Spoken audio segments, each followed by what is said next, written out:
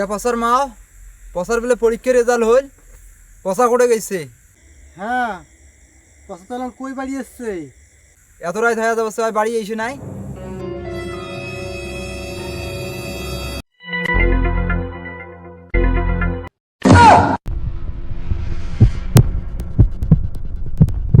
পসা হ্যাঁ আব্বা।